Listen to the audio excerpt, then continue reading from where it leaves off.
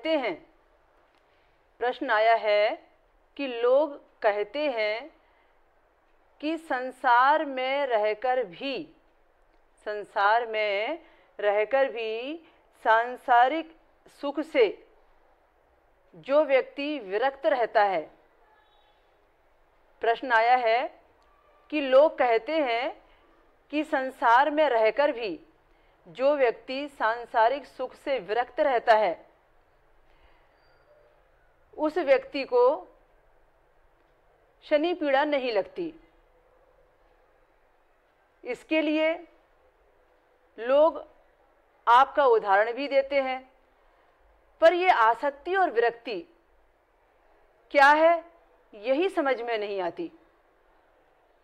विरक्ति भाव से जीवन जीने वाले को शनि पीड़ा नहीं लगती, ये कैसे होता है? आपके प्रश्न का जवाब पाने के लिए आपको एक छोटे से प्रसंग को समझना पड़ेगा। राजा जनक के जीवन से जुड़ा हुआ एक छोटा सा प्रसंग आपको बताते हैं। सभी जानते हैं कि राजा जनक बहुत बहुत विद्वान थे और राजा जनक बहुत ज्ञानी भी थे। राजा जनक की पात्रता ज्ञान में और विद्वता में इतनी ज्यादा श्रेष्ठ थी कि माता भगवती जगदम्बा जानकी जी का जन्म उनके यहाँ होना तय हुआ था। उनको उनके पिता बनने का गौरव मिला। तो आप समझ सकते हैं कि राजा जनक किस स्तर के ज्ञानी महात्मा रहे होंगे। पर यह भी सभी जानते हैं कि एक राजा होने के नाते उनको राजसीय वैभव का भोग, राजसीय संपत्ति का भोग, राजसी ठाट भाट सब कुछ भोगना ही था। जब अवसर आता तो नृत्यांगनाओं का नृत्य भी देखते, अवसर आता तो सबके बीच में हंसी ठिठोली, सबके साथ में मनोरंजन भी चलता।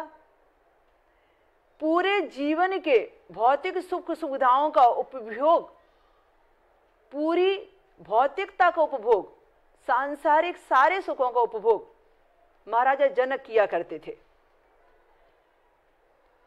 पर उनके जैसा कोई व्यक्ति साधु भी नहीं हुआ। वो सांसारिक सुख में रहकर सांसारिक सुखों से विरक्त रहने वाले सबसे बड़े उदाहरण रहे हैं।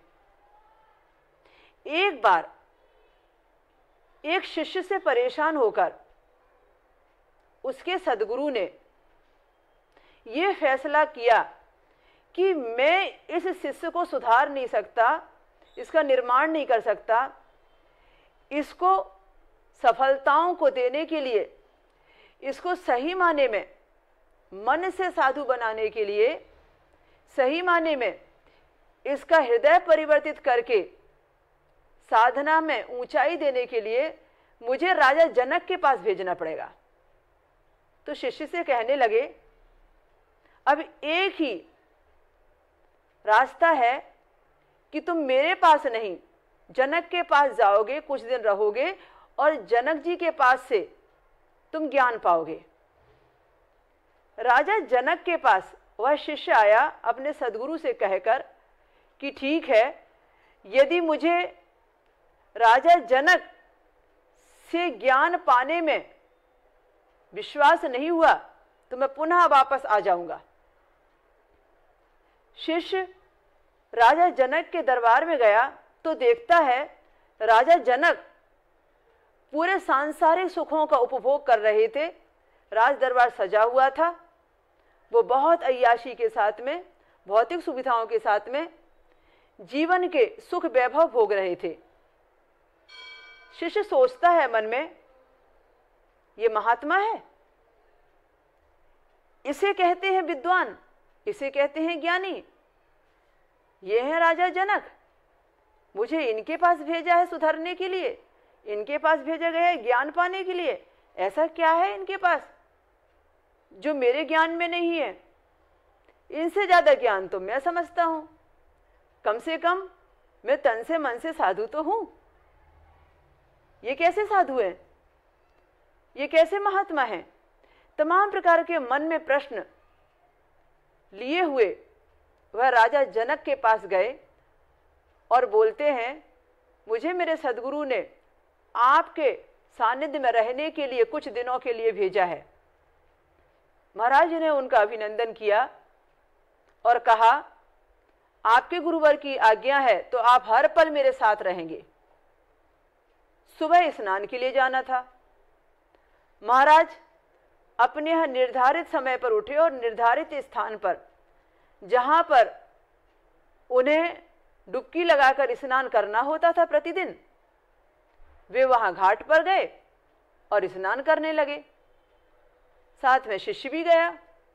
महाराजा ने हमेशा की तरह अपने आभूषण या अपनी पोशाक उतार कर घाट पर रखी और उसके बाद में कुछ वस्त्र धारण करके आप डुबकी लगाने लगे और बड़े आनंदित होकर स्नान करने लगे। शिष्य ने भी ऐसा ही किया। शिष्य जो नई लंगोटी लाया था पहनने के लिए, वो अपनी घाट पर रखी और महाराजा जी के साथ में, उन्हीं के साथ में डुबकी लगाने लगा, उसी घाट पर स्नान करने लगा। कुछ दूरी पर महाराजा जनक स्नान कर रहे थे और चूंकि साथ रहने का आदेश सदगुरु का था तो स्नान भी साथ में ही हो रहा था। एक तरफ महाराज जी ने अपनी पोशाक रखी थी स्नान के बाद पहनने वाली, और एक जगह शिष्य ने अपने लिए लंगोट रखी हुई थी, क्योंकि वह तो साधु था तो उसके पास तो वही वस्त्र था। अचानक एक जानवर वहां पर आया। उस जानवर को दौड़ाते दौड़ाते एक बालक भी वहां पर आया और क्या देखता है वह, स्नान करते करते शिष्य ने देखा कि वह बालक उस जानवर को हकालता है, दौड़ाता है। वह जानवर उस बालक के साथ में उस घाट पर ही अचानक आ जाता है और उस घाट पर आने के बाद में महाराजा के कपड़े को सूंघता है, उठाता नहीं, इधर साधु के लंगोट को सूंघता है और उठाकर ले जाता है। जैसे ही वह साधु के लंगोट को उठाकर लेके जाने लगता है, साधु स्नान करते करते जोर से चिल्लाता है, अरे अरे अरे उसको पकड़ो पकड़ो पकड़ो, मेरा लंगोट लेके जा रहा है। और साधु स्नान छोड़ते छोड़ते छोड़ते छोड़ते घाट के बाहर निकलने को तैयार हो जाता है। महाराजा को कोई चिंता नहीं होती, उन्हें कोई भान भी नहीं होता कौन आया और कौन गया और कौन लेके गया। वो स्नान में बड़े ही मस्त होते हैं और भगवान के ध्यान में स्नान कर रहे होते हैं।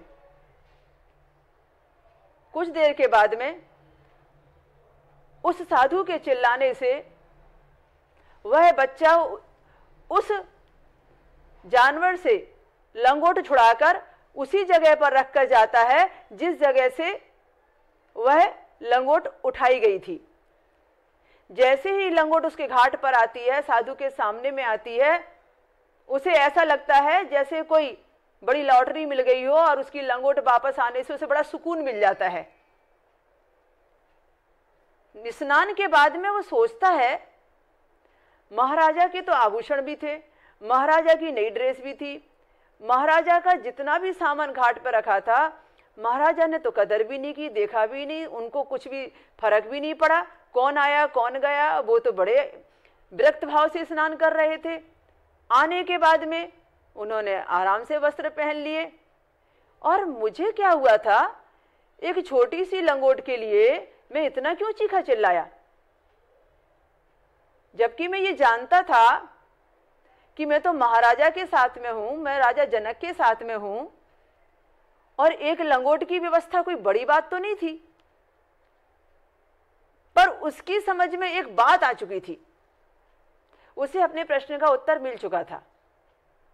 उसके समझ में ये बात आ चुकी थी कि सत्य कहते हैं मेरे सदगुरु कि महाराजा जनक सांसारिक सुखों में रहते हुए भी विरक्त हैं और तुम विरक्त होकर भी सांसारिक सुखों में अभी तक लीन हो।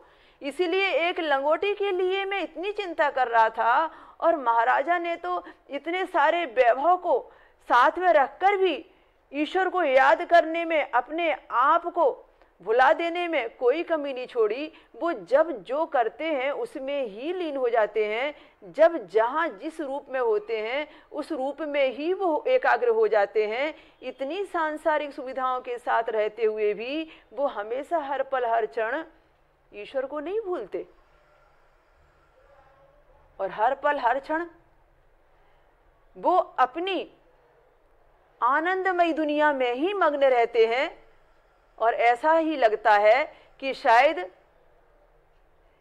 जनक यहां सारी दुनियादारी निभाते हुए भी परमपिता परमात्मा से उतना ही नजदीकी बनाए हुए हैं जितना नजदीकी व्यक्ति भक्त साधक कोई पल भर के लिए भगवान के पास बैठकर बनाता है। उसे अपने प्रश्न का जवाब मिल चुका था। तो आपके प्रश्न का जवाब विरक्ति और आसक्ति यही है। जब हम दुनिया की बहुत सारी दुनियादारी के बीच रहते हुए भी विरक्त भाव से उसे देखते हैं और मन में ये भाव रखते हैं कि ये सब जो कुछ भी है ये सब मेरे लिए है, पर मैं इनके लिए नहीं हूं, और उसके भोग को करते हुए भी हम हमेशा अपने सद्गुणों पर, सद्मार्ग पर, हमेशा परमात्मा के बताए हुए नियमों पर चलकर अपनी श्रेष्ठता साबित करते रहते हैं। हर क्षण हमें ख्याल रहता है कि हर चीज का उपयोग हम आवश्यकता के अनुसार कर रहे हैं, और हर चीज का उपयोग हमें प्रभावित नहीं कर पाएगा। सुख में भी वह विरक्त और दुख में भी वह विरक्त, सुविधाएं मिले तो विरक्त और असुविधाएं मिले तो विरक्त। जाहि विधि राखे राम ताहि विधि रहिए, ये भाव उसके मन में होना चाहिए। यही है आसक्ति और यही है विरक्ति भाव। इसी तरीके से कई लोगों ने एक ही प्रश्न को दोहराया है। वह प्रश्न है, आपका कहना है कि पास्ट चिंतन करने से, पिछला सोचने से शनि पीड़ा बढ़ती है। पास्ट चिंतन से शनि पीड़ा बढ़ती है, पर पास्ट चिंतन कैसे भुलाया जा सकता है? किसी किसी की चुभी हुई बात भूलती नहीं। फिर आपका ज्ञान कहता है कि उसे क्षमा कर देना चाहिए। हम उसे क्षमा नहीं करेंगे तो भगवान हमें क्षमा नहीं करेंगे। जब हम लोगों को क्षमा करेंगे तो हमें क्षमा मिलेगी। पर लोगों ने अपने व्यवहार से हमारे मन में जो गांठ बनाई होती है वह तो खुलती नहीं, मिटती नहीं। तो आपसे निवेदन है कि इसके लिए कोई आध्यात्मिक चिकित्सा बताएं, कोई मार्ग बताएं। प्रश्न आपका है कि पिछली बातें हमें बहुत तकलीफ देती हैं, उनसे मुक्ति कैसे पाएं? उसके लिए आपको एक बात समझनी है। हम हमारे घर के अंदर में यदि बासा खाना, बासी रोटी बचाकर फ्रिज में रख देते हैं तो उसे हम कितने दिन खा सकते हैं? बासी रोटी आप कितने दिन खाएंगे बताइए? 1 दिन खाएंगे, 2 दिन खाएंगे, 3 दिन खाएंगे, 4 दिन खाएंगे। एक स्थिति ऐसी आ जाएगी कि बासी रोटी सड़ान करने लगेगी और बासा खाना बदबू मारने लगेगा और आपको अरुचि हो जाएगी। ज्यादा बासा खाएंगे तो बीमार पड़ जाएंगे। जब हम बासा खाना, बासी रोटी ज्यादा दिन नहीं खा सकते तो आप सोचिए कि 2 साल, 4 साल, 6 साल, 10 साल पुरानी पुरानी बासी बातें हम कितना चिंतन में लाते हैं। तो क्या वो हमारे मन को बीमार नहीं करती, वो हमारे तन को बीमार नहीं करती, उनकी सड़ांध हमारे जीवन में नहीं भरती, वो हमें बर्बाद नहीं करती। जिस तरह से हम बासा खाना नहीं खा सकते हर दिन हर बार, उसी तरीके से हम पास्ट चिंतन यदि नहीं छोड़ेंगे तो पास्ट चिंतन हमारे ऊपर जब तक हावी रहेगा हम वर्तमान को मिटा देंगे, भविष्य की कल्पना से परे हो जाएंगे। और आप कहते हैं कि उसे क्षमा करना मुश्किल है या लोगों की बात मन में गांठ बन जाती है। मैं छोटे से एक उदाहरण से आपको समझाती हूं। आप चाहें तो वह गांठ, वह टीस, वह बात जो आपको हर्ट कर गई है, वह पीड़ा जो लोगों की आप भूल नहीं पा रहे हैं, वह व्यवहार जो आज भी आपको तकलीफ देकर शनि पीड़ा का कारण बन रहा है, आप उसको दवा बना सकते हैं, आप अपनी चिकित्सा का माध्यम बना सकते हैं, आप उसे अपनी प्रेरणा बना सकते हैं और आप उससे सीखकर नई जिंदगी का निर्माण कर सकते हैं। महात्मा गांधी को आप सब जानते हैं। कभी सोचा है महात्मा गांधी के मन में ये जुनून कैसे आया कि मुझे अंग्रेजों को खदेड़कर हिंदुस्तान से बाहर फेंक देना है? महात्मा गांधी को ये बात मन में तब आई जब वो अफ्रीका बैरिस्टर की पढ़ाई करने गए थे।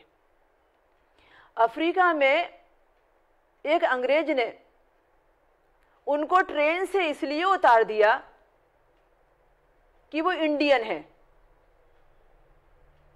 ये बात महात्मा गांधी को इतनी हर्ट कर गई कि जिस दिन वो अपमानित हुए और जिस दिन उस अंग्रेज ने उनके साथ गलत व्यवहार किया और उनको ट्रेन से उतार दिया गया, उस दिन महात्मा गांधी ने वहीं स्टेशन पर खड़े होकर यह सौगंध उठाई, मेरे हिंदुस्तान में इतने सालों से बस रहे इन अंग्रेजों को मैं उखाड़ फेंकूंगा। मैं इंडिया जाकर सबसे पहला एक काम करूंगा कि मेरे हिंदुस्तान में मैं एक भी अंग्रेज को रहने नहीं दूंगा। वो बात जो उन्हें टीस की तरह चुभ गई, वो बात जो उनके लिए निर्माण का कारण बन गई, वो बात जो मोहनदास करमचंद गांधी को महात्मा गांधी बना गई, उस बात ने तो चिकित्सा कर दी उनकी। वह बात तो उनकी निर्माण की कारक बन गई। हर व्यक्ति के साथ यही होता है, पर आपके समझने का फेर है। आपने यदि उसे ढंग से समझा, पॉजिटिव बना के समझा, जो हुआ वो अच्छे के लिए हुआ, यदि ऐसा नहीं होता तो कुछ और हो जाता। जो हो रहा है वो अच्छे के लिए हो रहा है, जो होगा वो भी मेरे अच्छे के लिए ही होगा।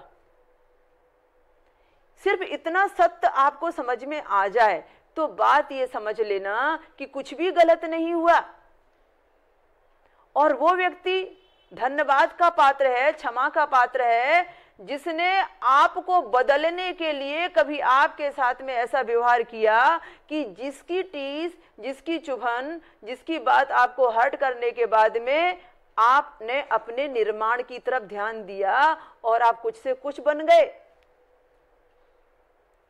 इसलिए पता नहीं किस घटना में, किस रूप में उस विधाता ने क्या रहस्य भर रखा हो, उसे धन्यवाद देना चाहिए कि तुम्हारी इस रहस्यमयी दुनिया में तुमने मेरे लिए जरूर कुछ अच्छा सोचा होगा। शनिदेव जी ने तो यहां तक कहा है राजा दशरथ से कि राजन में व्यक्ति को वह नहीं देता जो व्यक्ति मुझसे मांगता है, मैं व्यक्ति को वह नहीं देता जो व्यक्ति मुझसे मांगता है, मैं तो व्यक्ति को वह देता हूं जो उसके लिए अच्छा होता है।